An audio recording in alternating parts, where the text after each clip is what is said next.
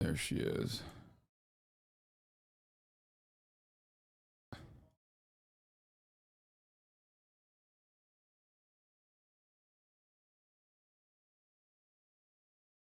Please bring her toys back. Thank you. Yeah, well, she's seriously waiting her toys.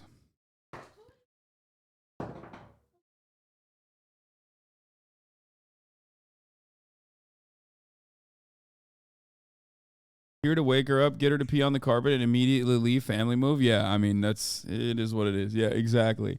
Imagine this is like what you complained my grandma doing to you when I was a baby, Mom. Yeah, I'm just letting you know you're doing what. Yeah, you're doing that. That's, you know.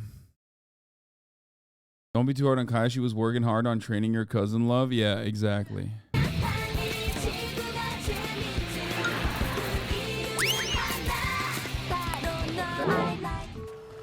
Make sure you get Nature's Miracle for pee-pee stains. Female dog's urine will bleach fabrics. Wait, really?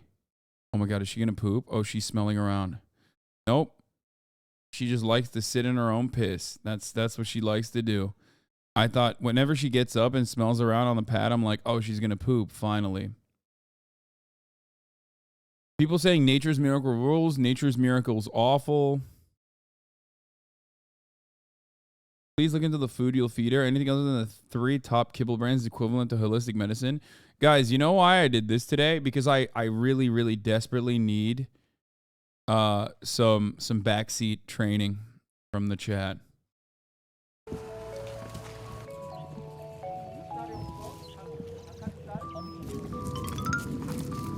I think these guys are like a little bit older, so we'll see.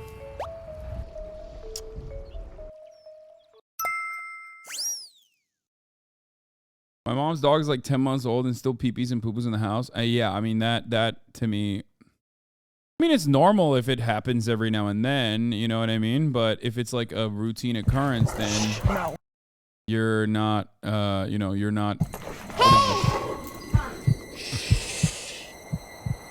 All right, come grab her. Come grab her. That's it. That's the Tibetan Mastiff tries to attack me. I've been getting into the facility, as well as the Russian dogs I've been getting, and all the big floof dogs who don't like people they don't know. And so I'm putting this video together, and I'm not in my facility, so I can't do a proper intro of the dog. And basically, this dog does not like people she doesn't know, tries to go after people when they come into her house, and she's just young. She's less than a year. Don't forget to go spend time with Kaya off stream. Thanks, chatter. I will not forget.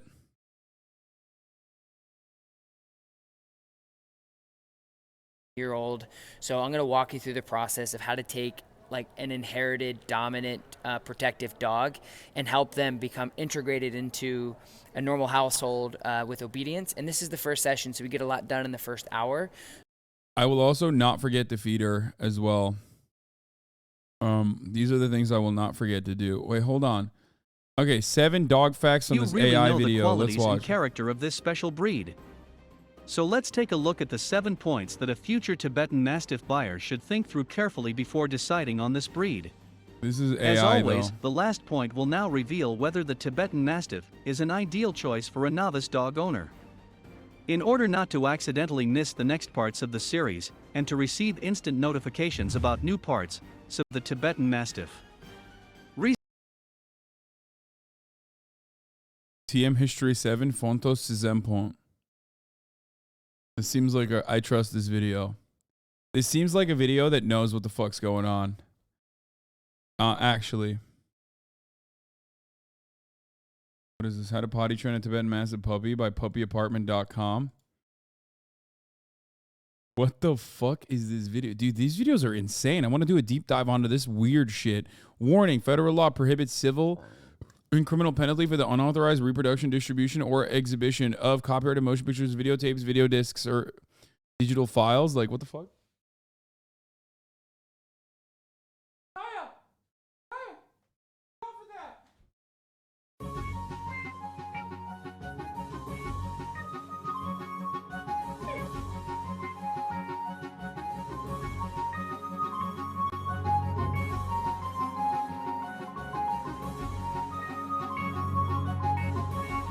Dude, there's going to be a point on YouTube where there's just like never, like there are no real fucking... Fuzzy and adorable Tibetan Mastiff Every single one of these videos are AI. puppies grow into to defend herds, Every single one of these videos is monasteries, and AI. palaces. Every single one of these videos is AI. What the fuck is this? I mean, actually, what the fuck is this? Why is every single one of these videos AI?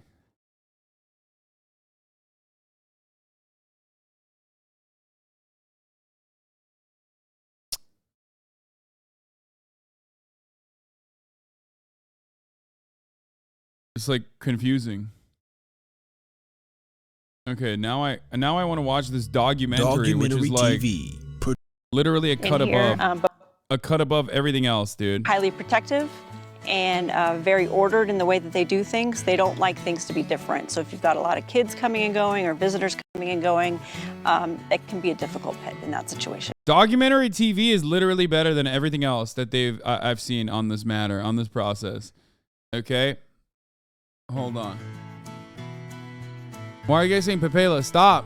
What I love most about the Tibetan Mastiff is their innate ability to understand people and their subjects. So we have the alpacas, so as they're heard, to be able to understand how they're feeling, if anything's a little bit different. They're incredibly intuitive.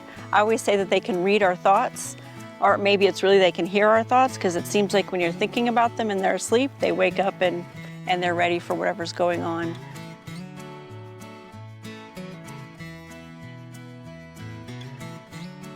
The history of the Tibetan Mastiff originated in Tibet, in the high plateau out there.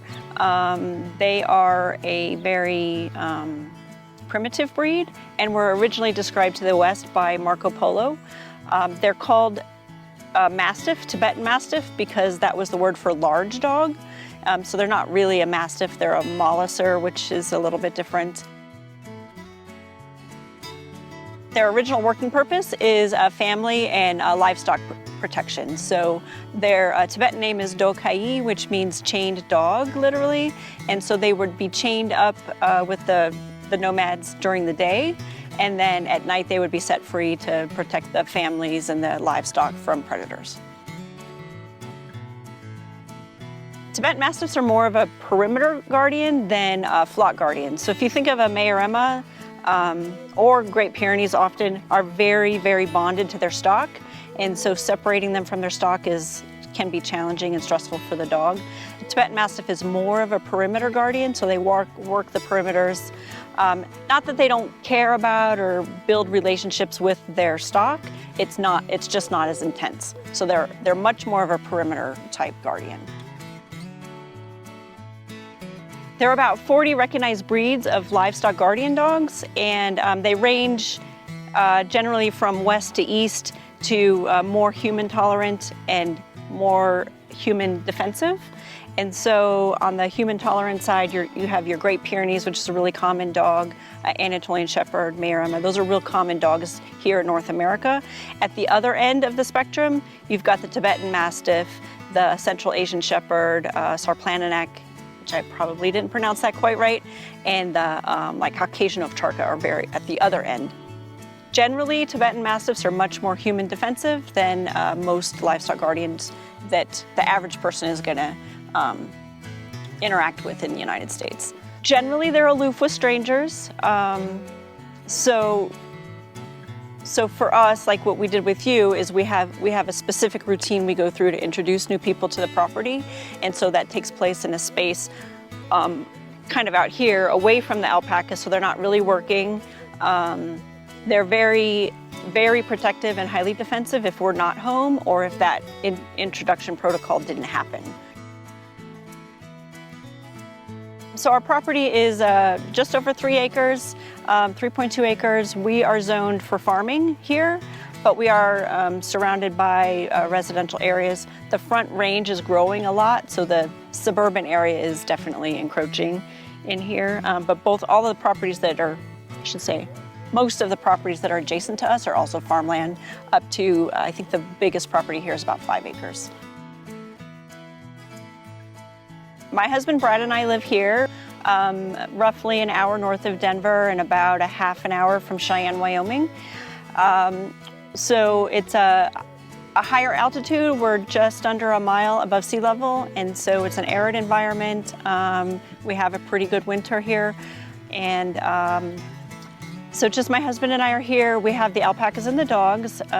We have 11 dogs total at the moment, and 14 alpacas, so it's a pretty high ratio. The predators generally in the area are, we can have black bear and mountain lion. They don't come around here too much, so mostly what we see is coyotes. Hello. And there's a pack of coyotes just to the north here that we hear Hello. often. And neighborhood dogs are actually the biggest threat to alpaca, and people too. So the bipedal predator it's a potential as well. So a typical day here at the Alpaca Mundo farm is that we get up in the morning, and unfortunately, because we have close residential neighbors, our dogs are actually in their kennel at night, which is a little bit different. A full-time working livestock guardian would be out with the dogs. Thank you to the chatter who said Kaya is chewing her potty pad. I just saw that. Not good.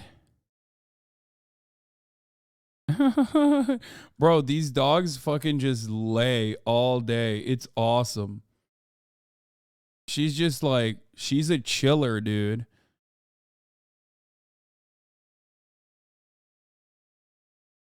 How long will the cage setup last? I'm gonna have her in this setup for a little bit. I don't know. I mean, until I'm like confident that she can just until I'm confident that like I can take her outside periodically, but she's literally super, super young right now. You know what I mean? Lazy liberal dog doesn't want to work. No, this is not a liberal dog. This is a working dog that wants to work at night. She goes to work at night, dude. Yeah, until she's potty trained. She's a baby. She's a little baby. Are out with their herd 24/7 all the time. So Tibetan Mastiffs bark a lot. That's livestock guardians in general. Tibetan Mastiffs especially bark a lot. That's their first level of defense in announcing their presence and announcing to predators that they shouldn't come any closer. So they bark a lot, which is not great for people who live nearby, who maybe don't like dogs as much. And so that's part of the problem with people can suck it, dude. That's what I think. The cities growing up, is that's squeezing kind of the farmers out a bit. Y'all are fucking demons for real, by the way. Everybody throwing up pepelas when you hear like, oh, Tibetan Mastiffs bark a lot. Y'all